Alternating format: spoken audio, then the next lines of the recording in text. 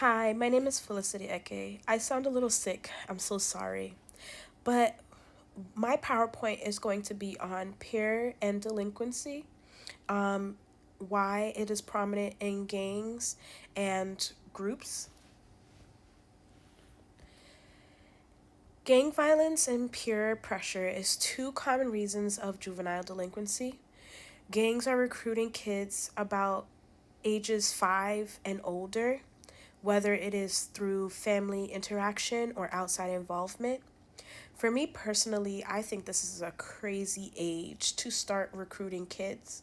I feel that they don't know what life has to offer them, and for them to be subjected to violence and hardship at a young age is very, very scary. The reason I took interest in this topic was because there's a lot of gangs in my neighborhood. It is very prominent.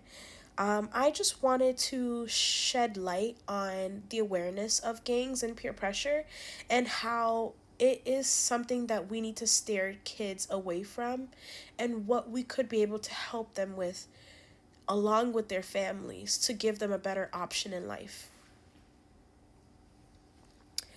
A lot of young adults join gangs only for 6 reasons: belonging, mental health, status, identity, and protection.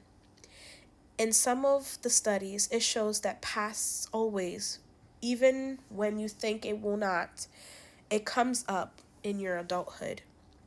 I find that a lot of people feel that their past ways or destructions always will die down, but I think that's false. I think that a lot of people end up having to face what they are running from.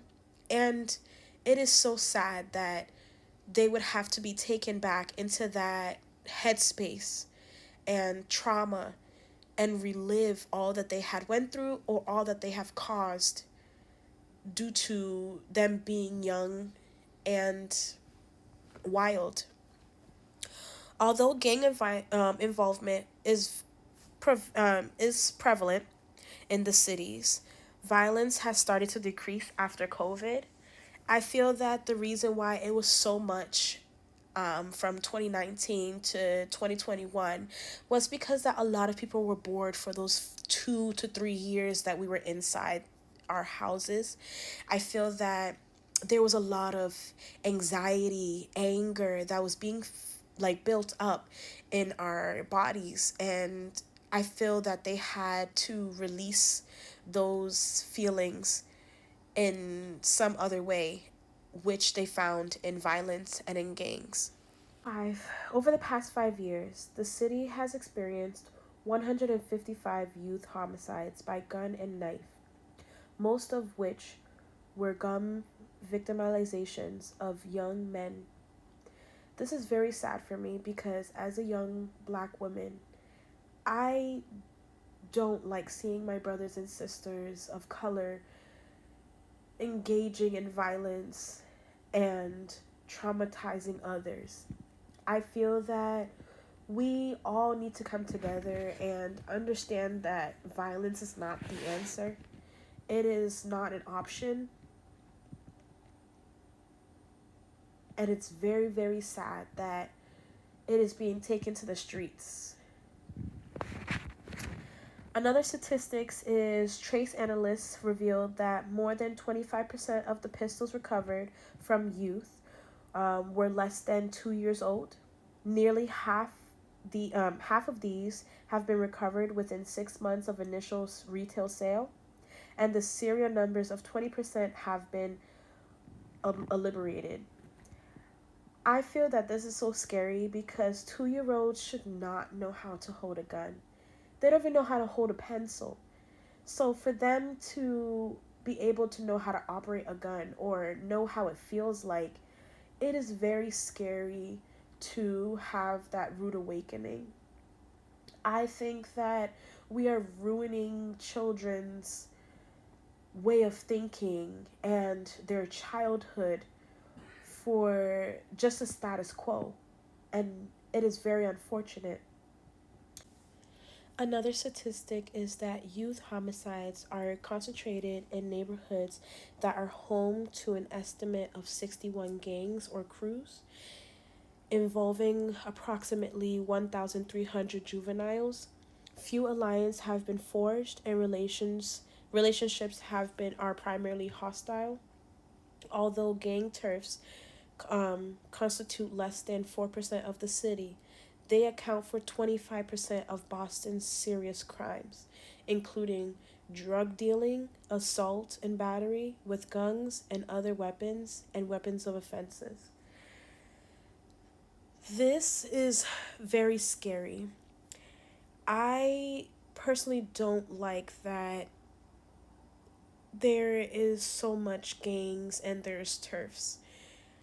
I feel that there's a lot of people walking in at the wrong time when it comes to these turf rivals because they feel a certain type of way and they want to protect their turf, so they will result into violence upon the person or upon a certain group.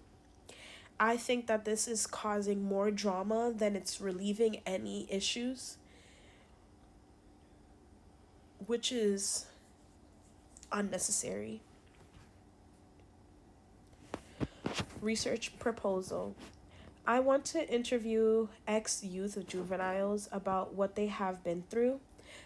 This would be towards people from ages 10 to 24. I would have consent forms for their families and also for those of age.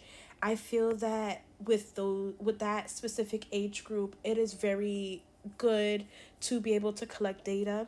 I feel that they're able to have conversations, recall everything that they have been through, and we're able to get viable information. I will also give them $100 for those who participated and went through the interview.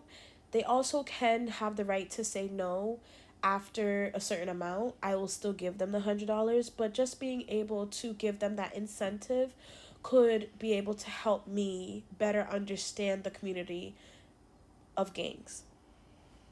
Another thing is see if there's issues about JD in other states and countries and what they have done to decrease or alleviate the problems in their cities.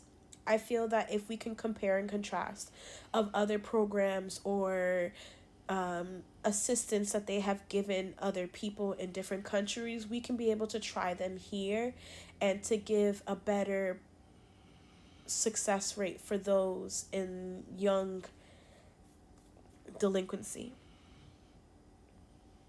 Future research. I would ask 2026 students to analyze and interpret the data collected from prior research articles and compare the facts. I feel that in order for you to have a really good research, you have to know prior facts and prior researches from different people so you can be able to come up with things that you want to do or what you can change to make better results. They would definitely report the findings and record process. I feel that it's also good for anyone else that's after them to be able to know how they went through their process and what was working and what was not working. I also would have them have a focus group meeting throughout the research and collect others' opinions. I feel that being able to talk to other people about situations and getting their input could better open your eyes and better open the way that you think. I feel that two minds are better than one, or many is better than one in this fact. And I feel that if we're able to have a conversation, we are able to understand all sides of the story or all sides that is impacting that research to better make sure that it's viable and it is safe for whoever we're interviewing. Questions, anybody? So sorry, I'm very sick. I tried.